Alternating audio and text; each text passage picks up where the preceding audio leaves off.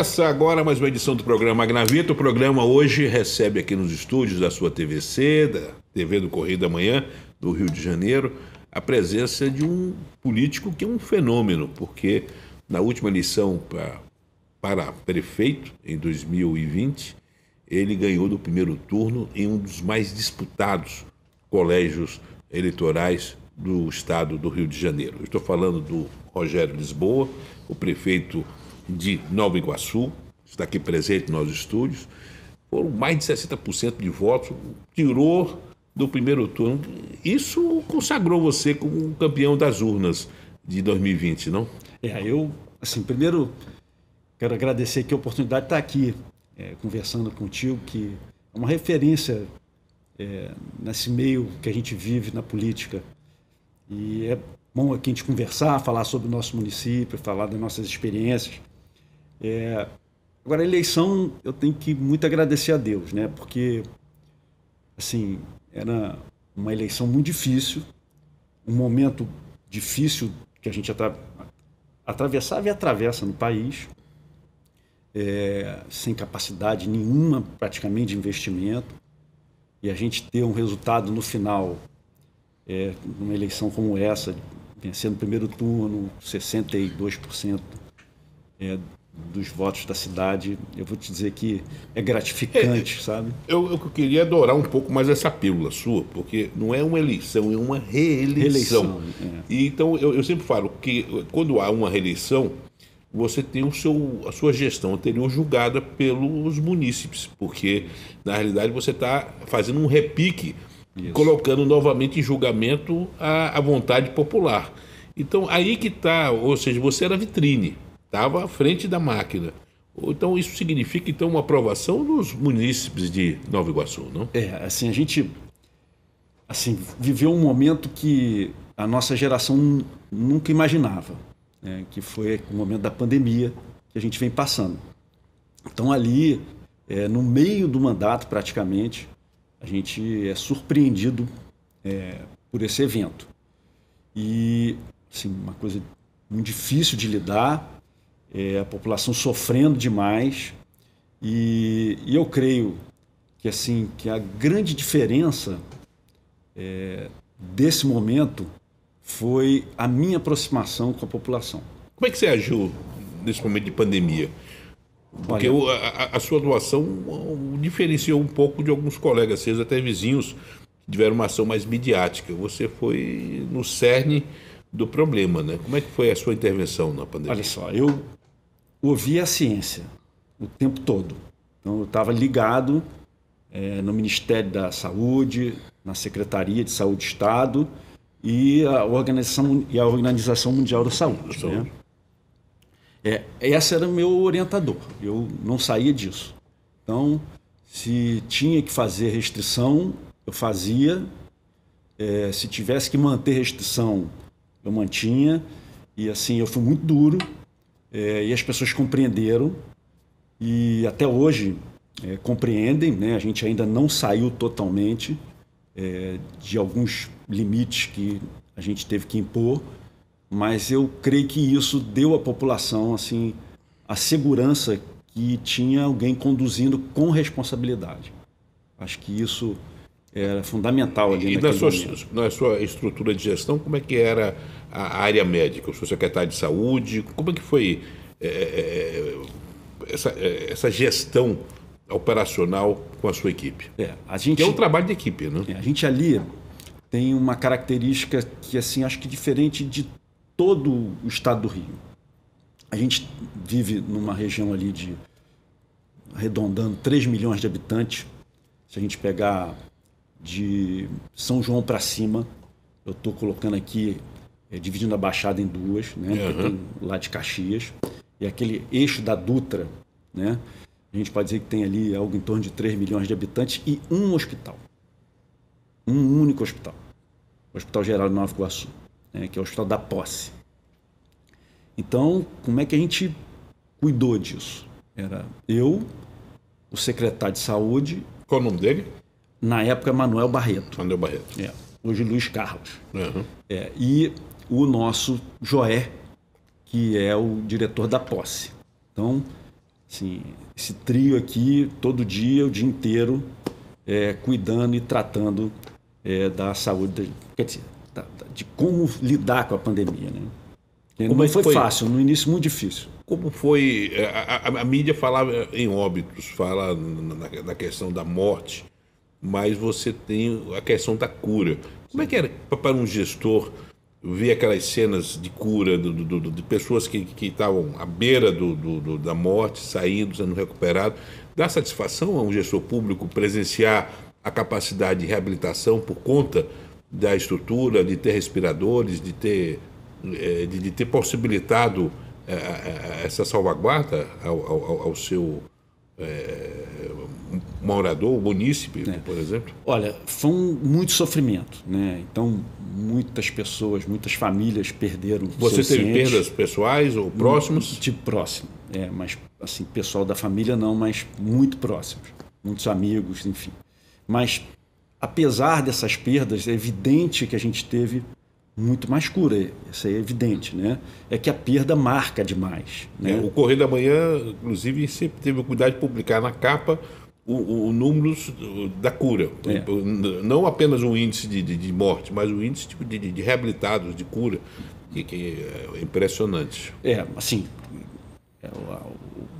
a quantidade de óbito, evidente, é muito menor do que a quantidade de cura e recuperação. Agora, isso marca demais, né? Assim, que morra, um óbito é muito ruim. E a gente conviveu com aquilo diariamente, né? O Rogério Lisboa, que sai da pandemia como gestor, como prefeito, é diferente do Rogério Lisboa antes da pandemia? Mudou a sua visão como gestor público? Passar por esse momento, ou está passando por esse momento delicado? Muda muito, assim. A gente... Primeiro que a gente acaba sofrendo um pouco a dor do outro mais do que no dia a dia normal sem a pandemia, né? Então você começa... O sentimento de impotência que surge, né? E você começa a perceber o sofrimento das pessoas, né? Então, assim, isso acaba te marcando muito, né? A gente vive ali o dia a dia das famílias. Eu me comuniquei diretamente com a população. Eu fazia todos os dias um comunicado e conversava com a população e as pessoas esperavam aquilo, né? Aquilo meio que era... Franqueza. Com franqueza. Franqueza, eu sempre falei, olha, nós vamos dar os números todos, vamos dizer o que está acontecendo no hospital. Graças a Deus, nunca nos faltou leito, nem nunca nos faltou respirador. Nunca. Chegamos no limite, né? Tive que pôr container para poder ampliar a minha área de leitos, né? Uhum. Mas, enfim, era uma conversa muito franca. Então, eu acho que isso acabou levando para o dia a dia pós... E a vacina? Essa porque crise, você também teve um reconhecimento, a forma que você conduziu a questão da vacina, também seguindo essa cartilha. A cartilha. Não houve show midiático na questão da vacina. Você conduziu e foi citado como exemplo também. Assim, é uma lógica. A vacina você recebia uma quantidade X de vacina. Você tem um número de população a ser atendida com a vacina. Então, não adiantava você chamar mais pessoas do que você tinha de vacina, porque isso só ia causar confusão, né? E as pessoas fatalmente voltariam para casa sem tomar a vacina. Então, a gente dividiu por idade, por gênero em alguns momentos, né? E aí fomos tocando. A atuação do governador Cláudio Castro nesse momento da vacina foi importante também, não? Foi. Como é que foi? Me conta. Olha isso. Só, sem o governo do Estado no comando, é muito difícil você lidar com a pandemia. Então, a liderança do Estado foi fundamental. Fundamental, porque assim, se cada um quisesse fazer aquilo que bem entendesse, era tragédia, né? Então, como tinha um governo do Estado no comando, a gente só seguia aquilo que o governo do Estado definia como meta e a gente ia... eu, por exemplo, ia... um ou outro que saiu vamos dizer assim, do que era estabelecido pelo governo do Estado, mas, em regra, todos os municípios seguiram a cartilha do Estado e eu acho que a gente, dentro do possível, foi muito bem sucedido. Eu queria agora mergulhar um pouco na questão da sua visão com relação ao Estado do Rio de Janeiro.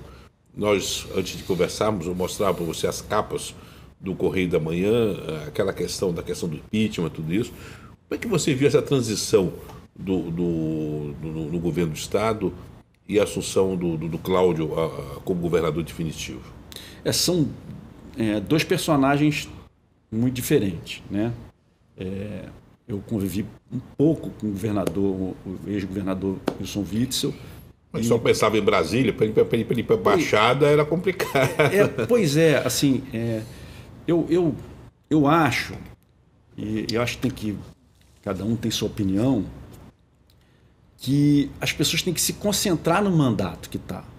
Não pode pensar em eleição. Fazer como você fez, quer dizer, prefeito. Prefeito. Uhum. Sou prefeito, sou candidato a outra coisa, isso não vai dar certo, né? Então, assim, mas vamos dar um desconto porque ele não era do ramo. Sim. Então ele não compreendia a lógica, né? Então o Cláudio não. O Cláudio é um... Esse é do ramo. Esse é do ramo. Assim, aberto ao diálogo o tempo todo. Sabe ouvir, né, para poder decidir. Houve diversas opiniões. A Baixada se sente representada no governo do Estado? Como é que você vê a pauta? Porque a Baixada ela é um pulmão eleitoral importante para quem está na majoritária, mas ela também tem uma agenda muito própria que precisa ser alimentada com agendas proativas. Como é que você vê a questão da Baixada na questão da máquina do governo do Estado? Bom, primeiro, assim, quero voltar um pouquinho no governador. Uhum. O governador, como eu digo, ele dá abertura para você conversar com ele, né? Então, assim, às vezes eu me pego com muita intimidade, né? Ô Cláudio, coisa e tal. Isso é bom, porque você consegue expor com muita franqueza tudo aquilo que você vive na tua localidade, né? Porque quem vive a localidade, o local, é que compreende as necessidades, né? É onde o calo dói, né? Se você não conseguir ser espontâneo e poder falar, o governador vai ficar sem saber exatamente o que está acontecendo. Agora, a Baixada Fluminense, ela vive da região metropolitana e vive muito perto da capital, né? O Estado do Rio de Janeiro tem um problema por ter sido capital, nunca pensou o Estado como Estado, né? Tem dificuldade de pensar. O Estado do Rio se vê como capital ainda, né? Então a gente não tem, assim, até aqui... Sim, porque você pega o Distrito Federal, capital do Império, Distrito Federal, depois o Estado da Guanabara, quer dizer, é uma cidade-estado. Então é difícil raciocinar diferente disso. E eu acho que o governador hoje, que vai para a reeleição, e se Deus quiser vai se reeleger, ele vai ter a grande oportunidade de ser o primeiro governador a pensar o desenvolvimento do Estado. De verdade, do Estado do Rio de Janeiro, né? Porque não dá para pensar que só o petróleo vai abastecer o Rio de Janeiro financeiramente. Rogério, eu vou pedir no nosso intervalo comercial e voltamos daqui a pouco conversando com o Rogério Lisboa, prefeito de Nova Iguaçu. Voltamos daqui a pouco.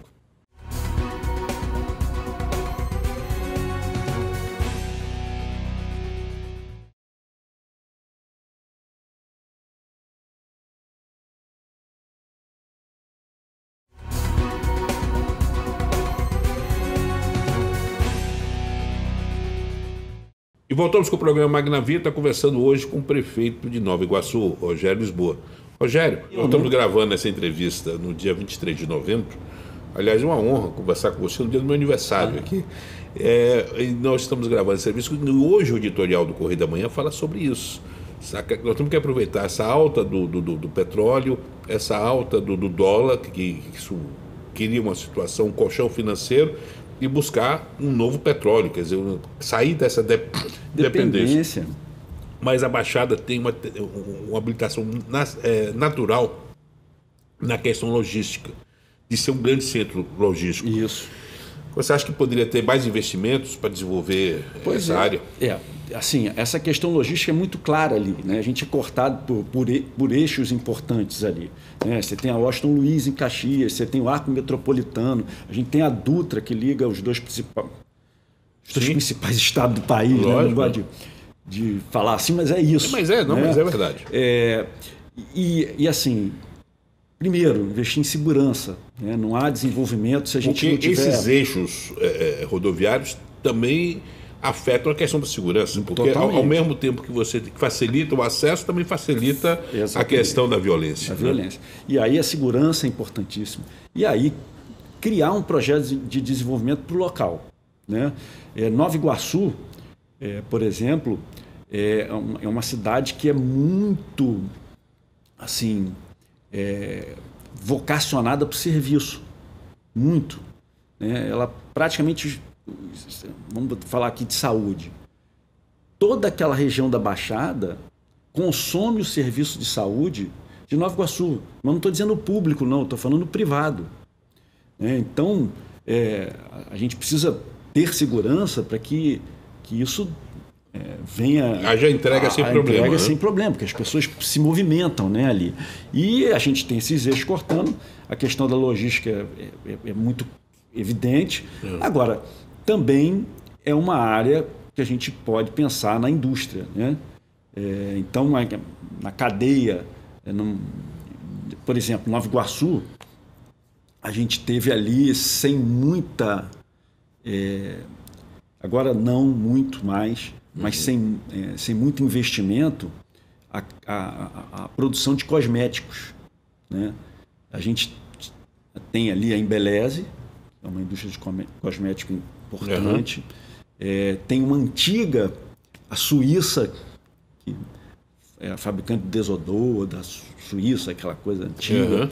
E tínhamos a Niele, né, que foi vendida para L'Oréal de Paris e depois fechou, né? Mas, enfim, é uma tendência natural importante ali para a gente, né? E aí desenvolver, tem esse polo, para esse polo existe uma série de outras indústrias, né, que podem ser estimuladas a... O que você tem feito como prefeito para atrair investimentos para a sua cidade e principalmente para desenvolver economicamente e gerar empregos lá? Olha, assim, o que o município mais pode fazer é facilitar a vida de quem quer empreender, né? Se o empreendedor chega na prefeitura e tem dificuldade com a burocracia, ele desanima, né? Até porque hoje, para falar em município, falar em você ter alguma concessão de um benefício fiscal, é muito pequeno, é muito pouco, não atrai muito, né?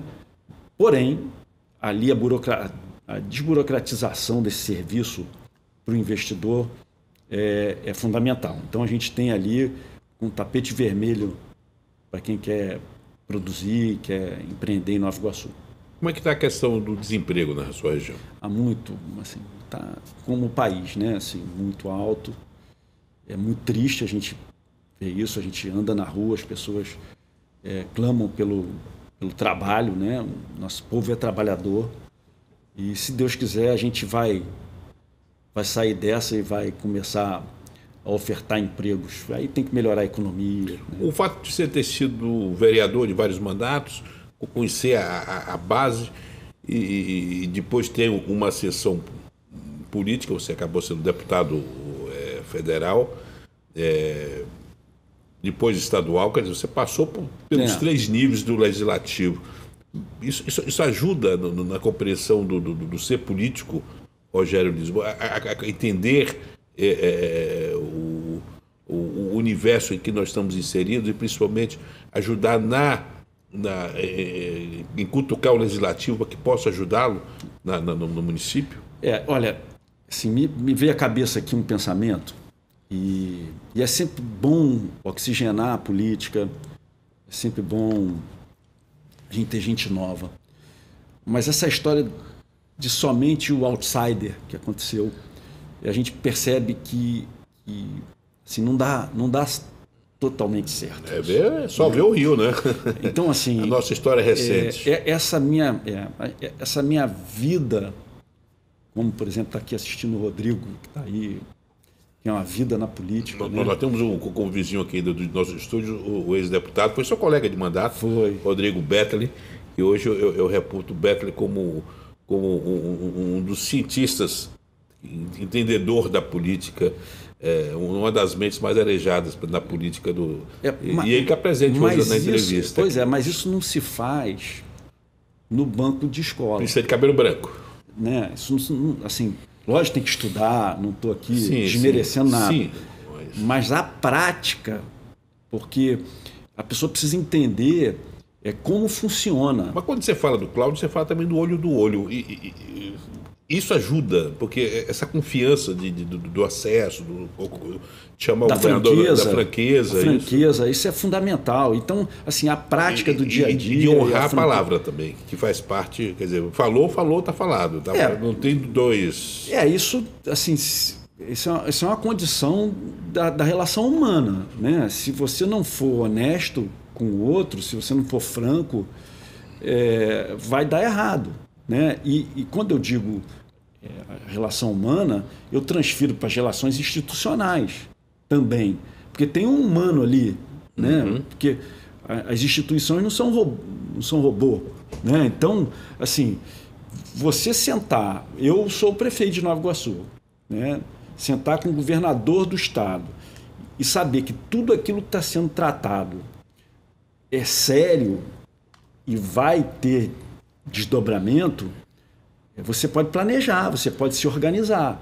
Agora, se você senta com alguém, discute um problema, toma decisão... Se entusiasma e depois... Não acontece? Quer dizer, é impossível. Por exemplo, você aplica isso no seu secretariado? Você aplica isso no seu secretariado? Ou seja, no seu trato com o legislativo municipal? Você aplica isso no seu legislativo? Sabe qual é a palavra mais importante da política? É não. Saber dizer não. Não. Não também é resposta. É isso. Me dá 10 não e um sim. E vamos resolver o sim, vamos botar em prática o sim. O problema é que se fosse 11 sims e nada acontecer, é uma tragédia. Exatamente. Né? E assim, eu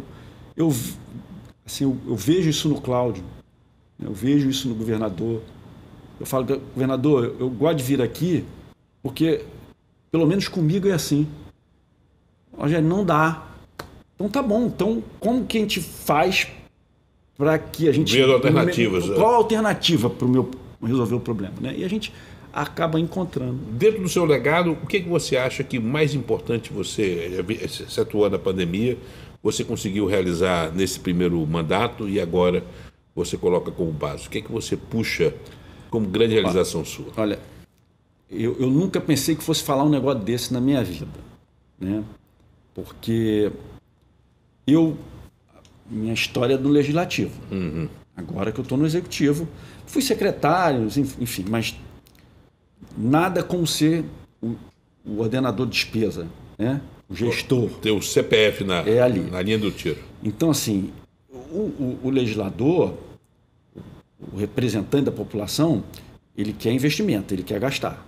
É que ele chega lá, olha, precisa disso. O gestor, e aí eu venho para o legado, e eu assim, nunca imaginei que fosse falar um negócio desse, essa questão da responsabilidade fiscal não é brincadeira. Assim, eu acho que essa é a grande, vamos botar aqui,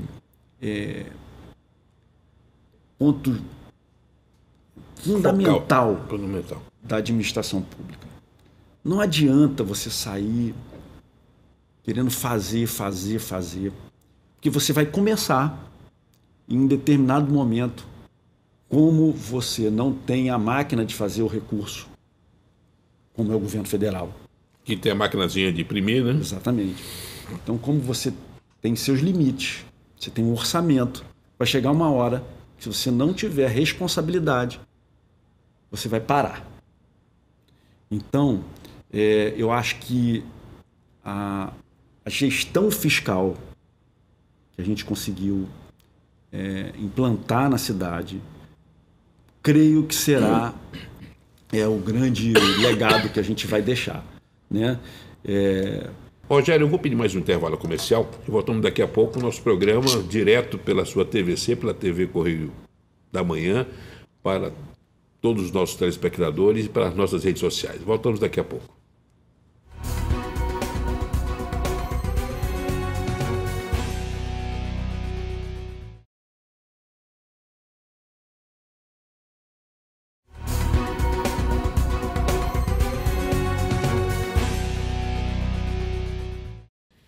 E voltamos com o programa Magnavita. Vamos continuar essa entrevista.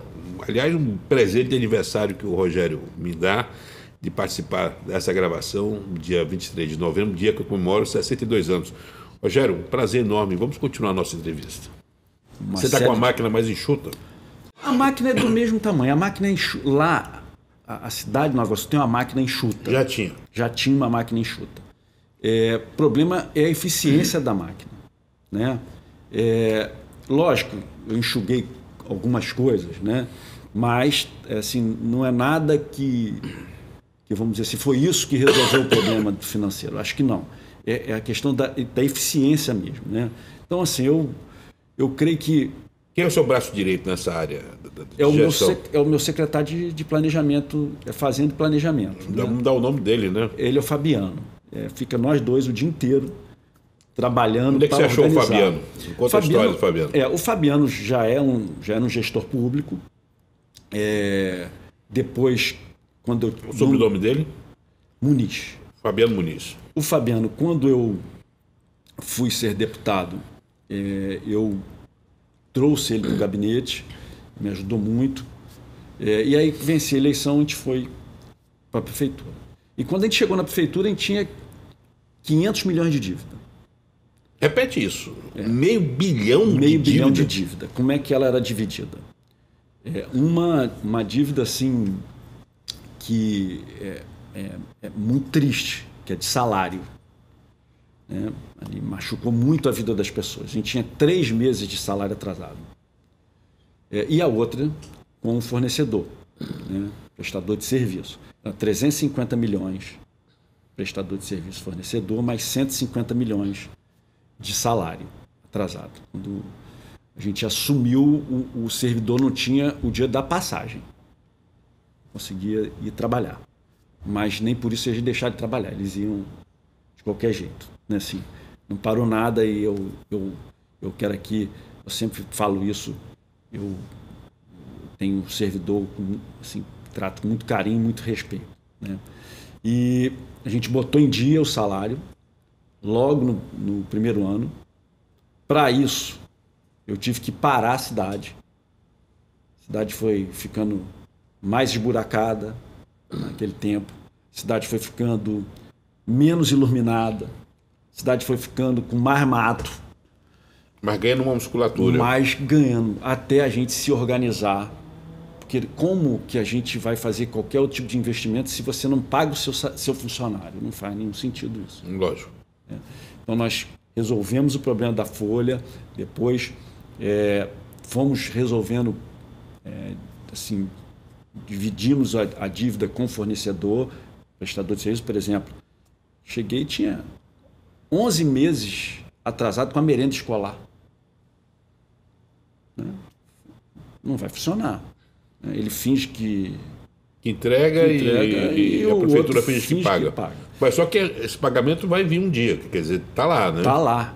Então, isso a gente foi dando solução para essas coisas. E aí a cidade ganha um equilíbrio financeiro e a gente pode fazer, a gente ganha capacidade de investimento. E você ganha capacidade de investimento e você traz uma questão, a credibilidade ao município que estava muito esfolado dessa questão das relações contratuais com fornecedores. Quer dizer, você já estabelece uma relação de muita franqueza, onde não foi muito tempo usado. Né? Mas é isso, Magnavita. Eu me lembro, me recordou aqui agora, graças a Deus eu não preciso mais disso. Mas, por exemplo, o lixo, que é sensível. Eu sentava, não tinha como pagar toda a fatura do lixo. por mês, não tinha dinheiro para isso. Sentar e falar assim, quanto que é a tua folha? Quanto que é teu óleo diesel? Quanto... Ia pagando. Ou seja, você trazia assim, o problema do outro para você, isso. ajudava a funcionar a máquina, e ia ganhando credibilidade e a cidade começando a ser atendida. E aí o fornecedor, o prestador de serviço tinha segurança no que estava fazendo. Ele sabia que não teria de quem está financiando o governo. Que ia tomar um golpe. Então isso deu um equilíbrio na administração. E aí a gente ganha capacidade de investimento e aí eu consigo a grande virada. Foi um financiamento. Agora eu estou achando sua história um pouco parecida com a do Cláudio, porque o Cláudio, quando assume, o cenário era parecido com esse. Vocês dois têm muito a ver nesse aspecto. E aí a gente ganha capacidade de investimento, faço um financiamento, cidade parada de investimento, consigo um financiamento da Caixa, Finisa, de 200 milhões de reais, que a gente consegue começar a fazer investimento na cidade e as pessoas começaram a perceber, né, que o governo começava a entregar investimento na cidade. E aí tem a validação das urnas no processo. Eu queria pegar agora a questão da relação federal. Você foi deputado federal. Você não acha que ainda há uma dependência muito grande dos municípios da boa vontade do governo federal? Não deveria haver uma isonomia ou uma questão tributária que permitisse mais autonomia ao ente municipal perante a área federal? É o Pacto Federativo novo, né? Que, vou fazer minha crítica aqui, essa história de menos Brasília e mais Brasil, até aqui não aconteceu. Não aconteceu, né?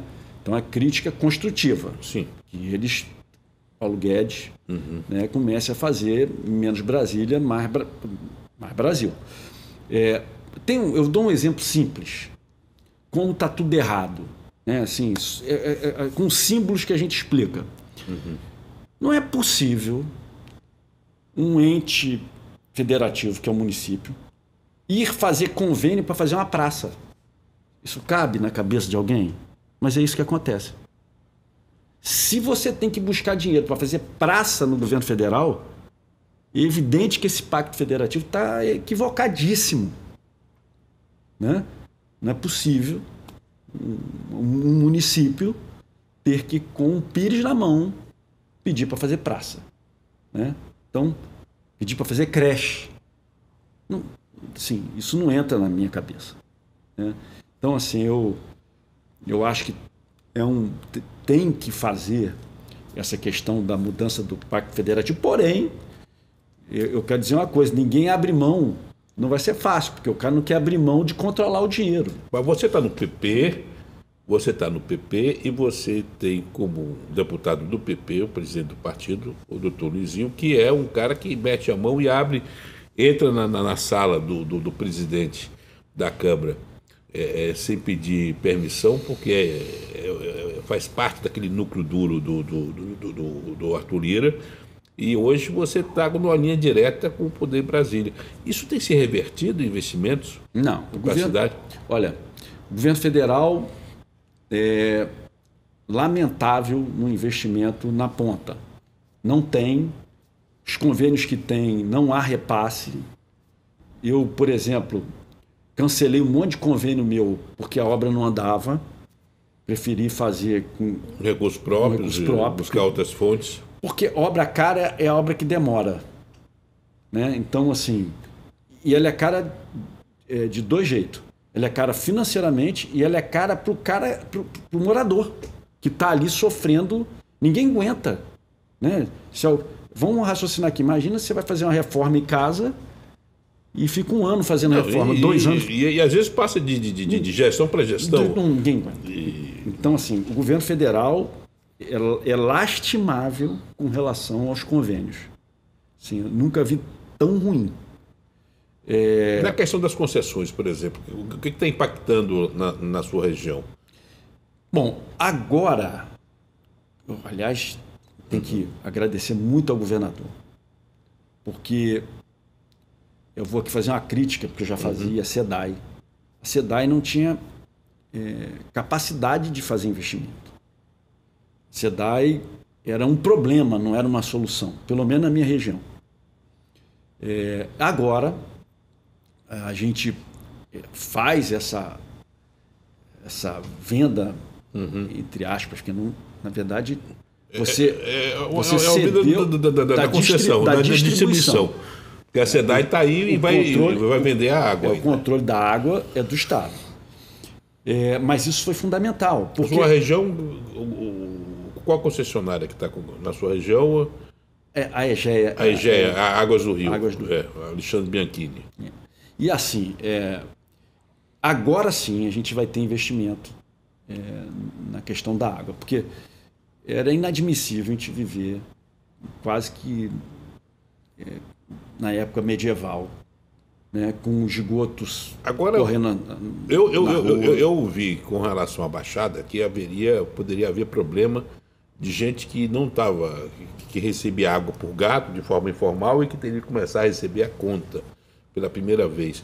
Como é que é em Nova Iguaçu essa questão da informalidade na questão da água? Em todo lugar tem isso, né? Então, assim, não é uma característica só da Baixada. Então, agora, até porque, se o sujeito... não estou defendendo o gato, não. Mas se o sujeito não faz o gato, a SEDAI também não botava água lá. Não botava água. É uma questão de sobrevivência. Viver sem água. Né? Aliás, sentado nessa cadeira, o Alexandre Bianchini me deu uma entrevista e ele conta o que aconteceu em Manaus, inclusive na área das palafitas, que eles fizeram a inclusão, porque muita gente passou a ter uma conta de água e serviço, que aquilo era um ato de cidadania para muitas pessoas que estavam excluídas. E vai ter ali a tarifa social, as pessoas quer a água, a pessoa quer que chegue a água da cidade. Agora, uma coisa que você tem procurado investir na sua gestão e tem sido marca de alguns projetos seus com relação à criança, com relação à infância. O que você tem desenvolvido dessa área? Porque muita coisa que você tem feito, outros colegas seus têm tido a inteligência de migrar. O que você tem feito na área da assistência social, na questão da infância e juventude? Olha, a minha assistência social, assim, eu tenho muito orgulho ali de todo mundo que trabalha, né? Não só da secretária, mas toda a secretaria. Eu vou pedir para você dar o nome da sua secretária. Elaine.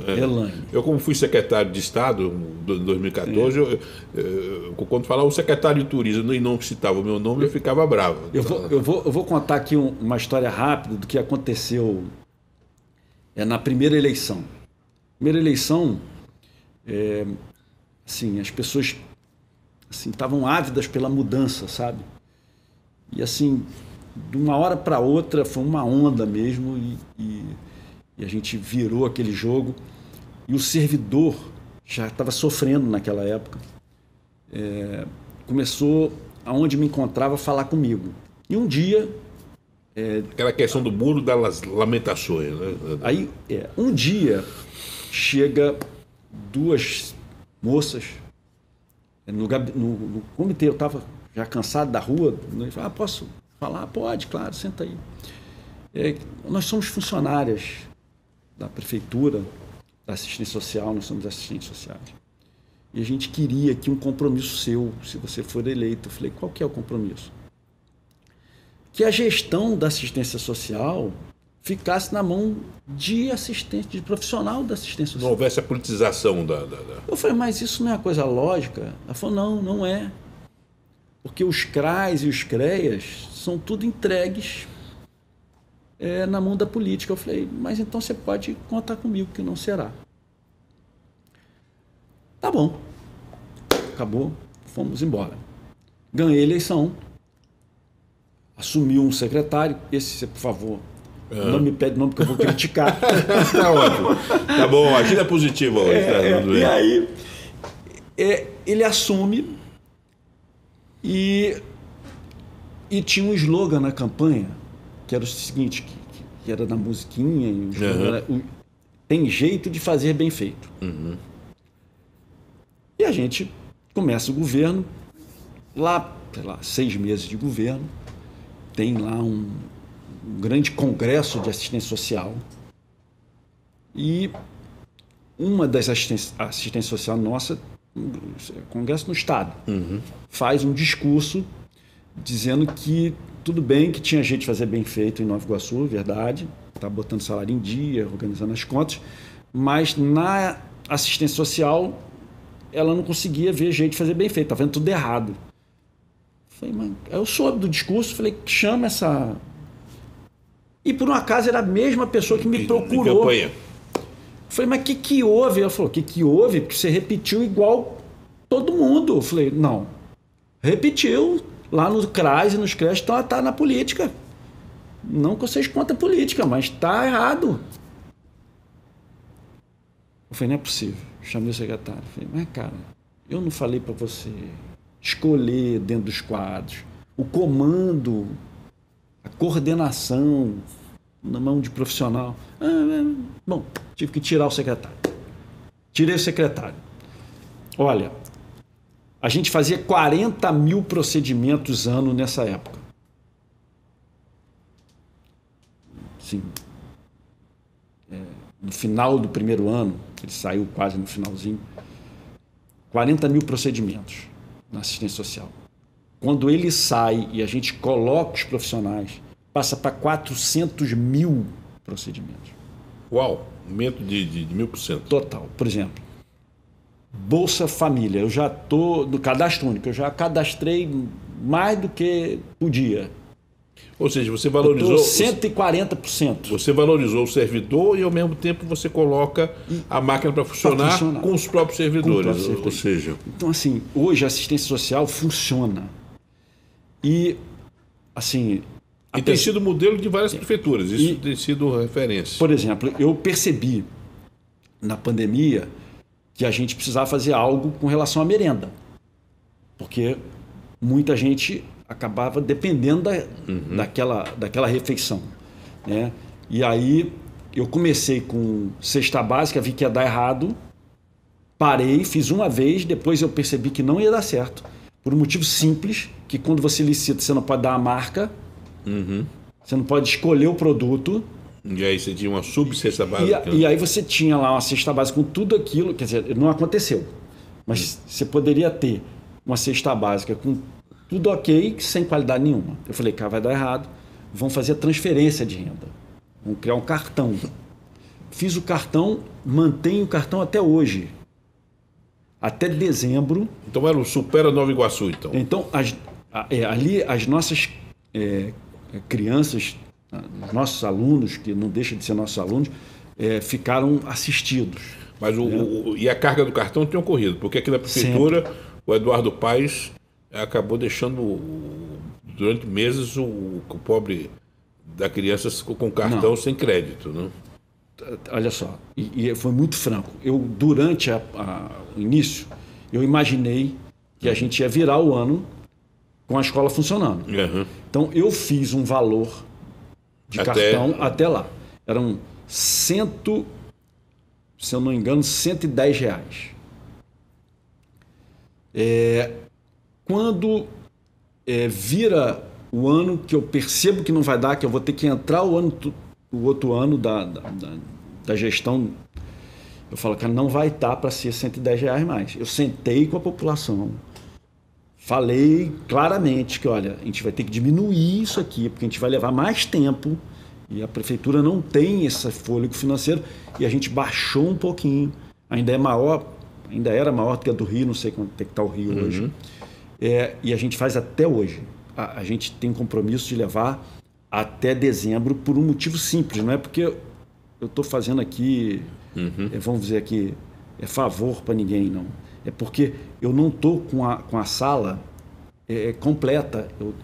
Eu divido os alunos. Os alunos ainda. Então, eles frequentam 50% dos alunos, depois na outra semana mais 50%. Então, para esses alunos não ficarem sem essa alimentação, a gente manteve Vou pedir um intervalo comercial e voltamos para o último bloco dessa entrevista hoje com o prefeito de Nova Iguaçu, Rogério Lisboa. Voltamos daqui a pouco.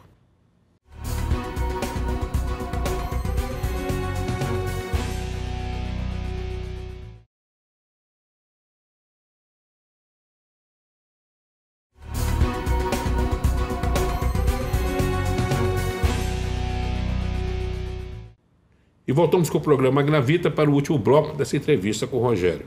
A educação é fundamental para o gestor, né? Você está plantando educação de qualidade, é um cidadão, o melhor cidadão para o amanhã, né?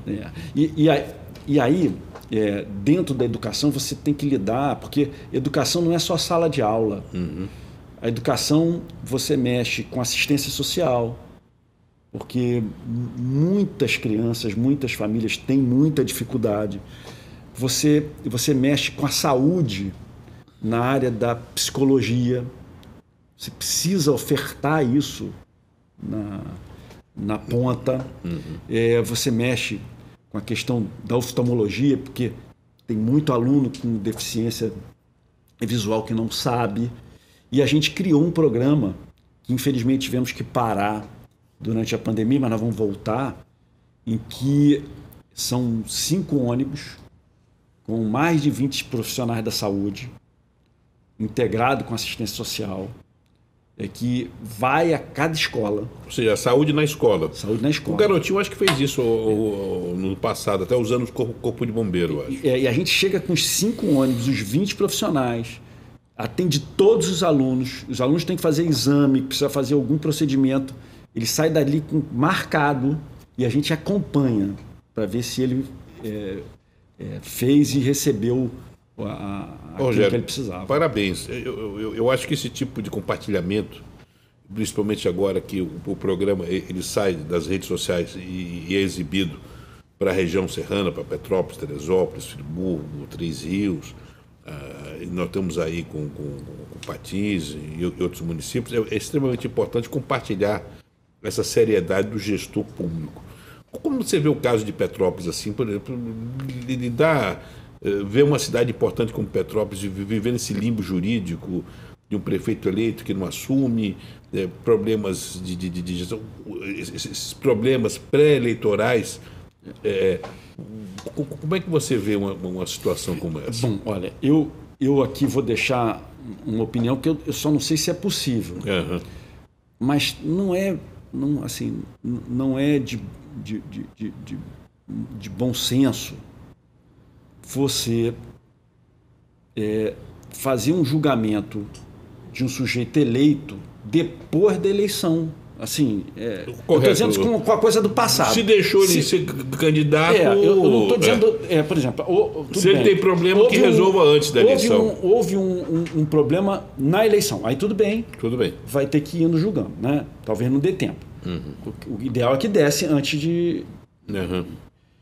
Mas um problema anterior, você deixar o sujeito ser candidato, esse cara se eleger, aí depois avisar ele que ele não pode continuar. Não estou defendendo ninguém, não. Tese. É uma questão de respeito, não é o candidato, é o eleitor. Ao eleitor. Ao eleitor se não pode, então não deixa ser candidato. Não deixa, concordo plenamente com você. Eu não sei como é que eles vão resolver isso, mas assim... Mas há uma deturpação de raiz aí e diz respeito ao eleitor. Estamos vivendo um momento de criminalização da política. Você estava falando do CPF, da responsabilidade fiscal, tudo isso. Hoje você ser um gestor público exige coragem, não?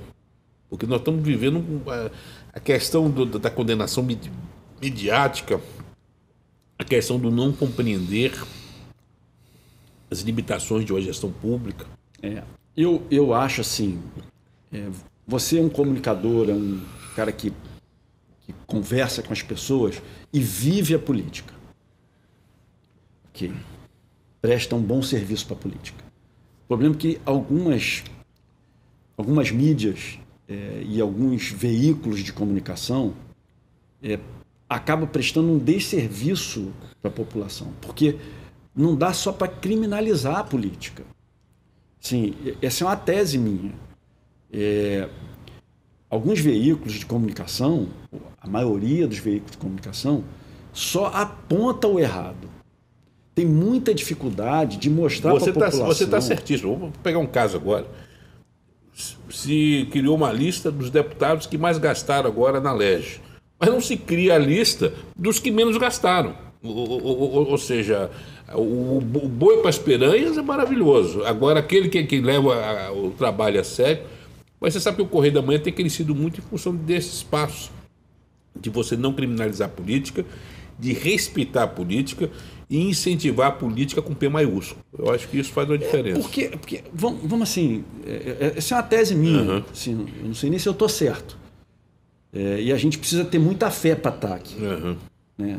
Não é só coragem, não. Precisa ter fé, porque a gente entrega a Deus. Eu, assim, se fosse racionalizar, eu já tinha que ter ido embora. Porque é muito difícil. Então, é pela fé. Né? A gente tem convicção que tem uma proteção aqui que, assim, simbolicamente... E quando você olha para trás e você vê... Você estava contando essa questão da assistência, quer dizer, o quanto a gestão pública bem feita impacta na qualidade de vida do cidadão. Não, isso é fundamental.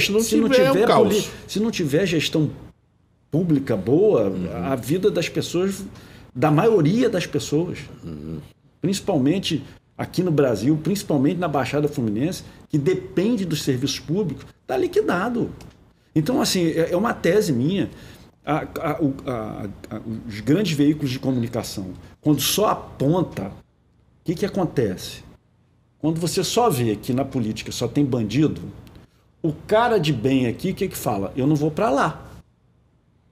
Não é isso? Ao contrário do cara que não vale nada, que está aqui de fora, fala assim, meu Deus, mas ali é o meu lugar. Então a gente vê hoje a entrada de um bando de troço ruim na política, que é estimulado por essa propaganda. O cara fala assim, mas é ali que tem dinheiro na cueca? Então é para lá que eu quero ir. Não é isso? E eu falo que a turma do bem, pessoas como você, que tem um trabalho de correção e tem esse reconhecimento popular, é por isso que eu acho muito importante abrir esse tempo, não só em TV, como estamos fazendo pela TVC, mas também nas redes sociais, para me permitir essa reflexão.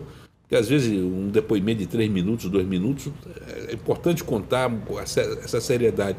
Mas eu queria finalizar, nós estamos chegando infelizmente à reta final da entrevista, falando do aspecto pessoal. Como é que é você familiarmente? Me fala um pouco da sua estrutura familiar hoje. Hoje eu estou vivendo um momento, assim, que eu achei que... Você nunca está preparado para isso, né? Assim, hoje eu sou avô. Né? Então, assim, está com quantos anos? Eu estou com 54. 54 anos, avô. Me conta essa história. Sou avô do Bernardo, 1 ano e 7 meses. Preciso de uns 3 adultos para cuidar dele. Né? Ele é pequititinho, mas eu vou lhe contar. Eu tenho que ir revezando, porque ninguém aguenta de tanta energia no dia a dia. Então, assim, eu a vida toda tive atividade pública. Meu filho menos, mas minha filha sofre muito com a questão das redes sociais. Eu já falei, minha filha, é melhor não ler, é melhor não ver. Qual o nome dela? Bruna. Porque você não pode sofrer isso, né?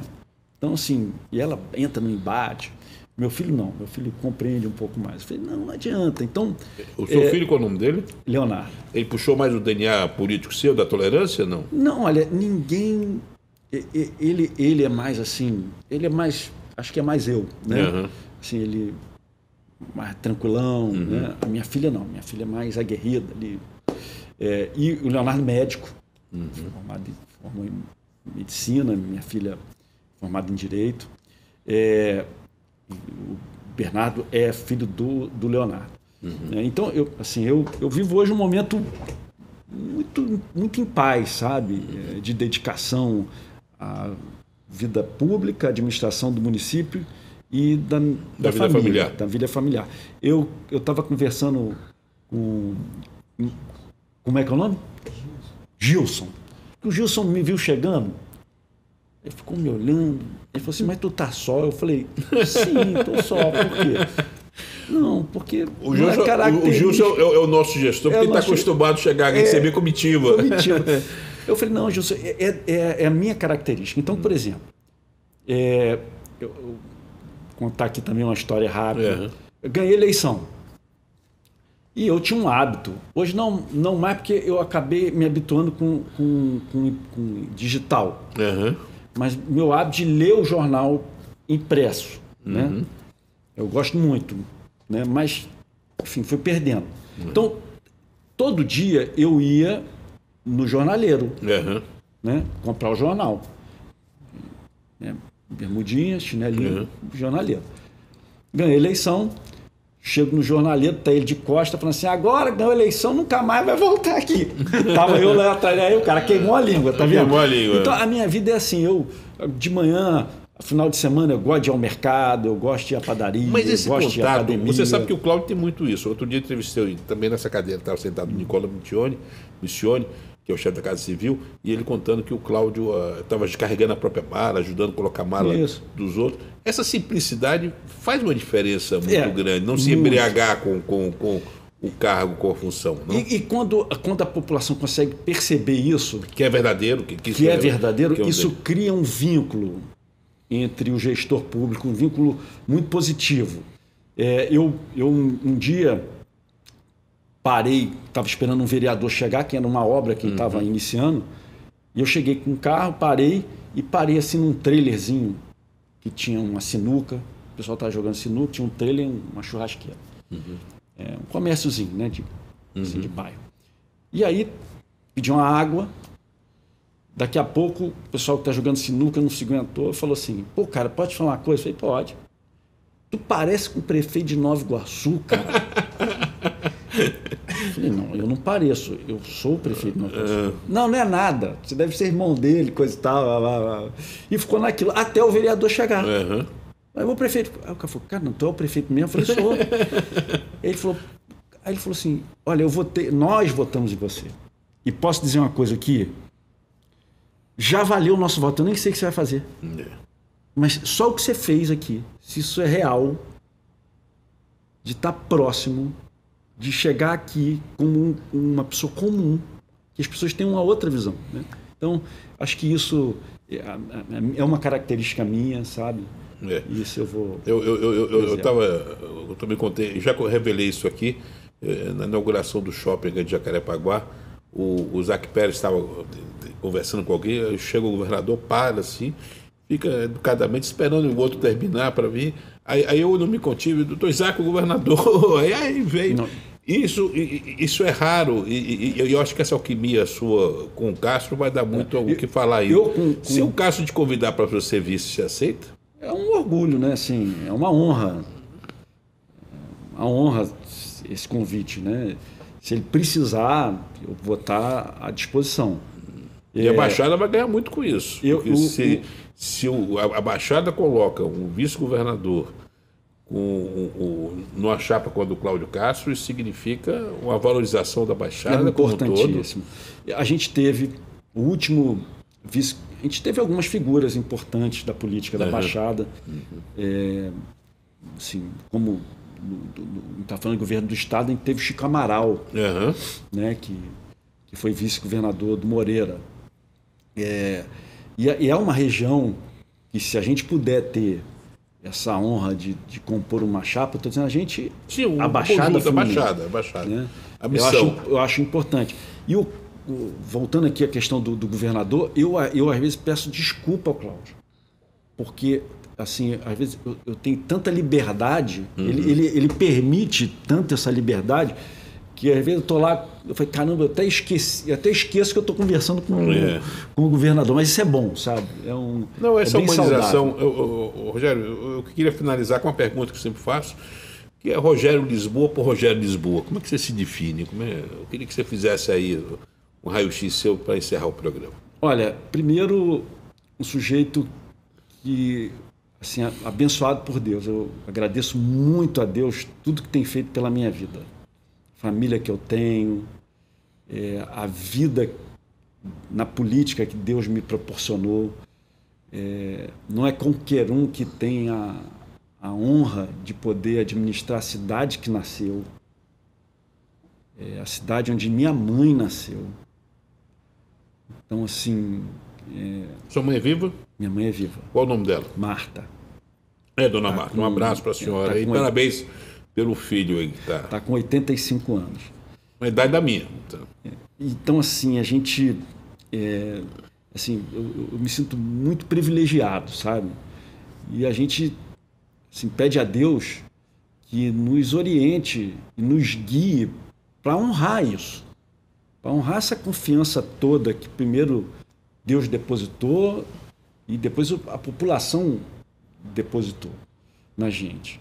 E eu só peço a Deus que me dê vida, me dê sabedoria, me dê paz, para que eu possa chegar até o último dia da minha vida, se for na política ainda, com mandato, honrando isso, não envergonhando e não, vamos dizer assim, decepcionando as pessoas. Eu tenho pavor disso, sabe? Pavor. Então, é isso. Mas eu sou um sujeito feliz, satisfeito. Mas se você continuar do jeito que você está, acho que você vai conseguir realizar isso. E o Rio precisa. Efetivamente, eu falo isso. Não tem nenhuma relação comercial nossa, é uma relação de respeito. A gente precisa muito de pessoas que levem a política com seriedade e que façam da gestão pública o servir, coloquem o servir. Nós estamos aqui para servir o nosso telespectador, o nosso leitor, como você está para servir essas atividades públicas. Elas precisam desse DNA de honestidade, de essa tarimba, mas, sobretudo, quem tem compromisso com ele lá em cima, com o grande arquiteto do universo, sabe que isso aí é fundamental para o nosso desempenho. Muito obrigado, foi um prazer enorme conversar com você, ainda mais no dia de hoje, meu aniversário, ganhei um presente aí de ter uma bela entrevista e encerramos assim o nosso programa. Muito obrigado, Lisboa. Parabéns, que Papai do Céu te abençoe para sempre. Muito obrigado.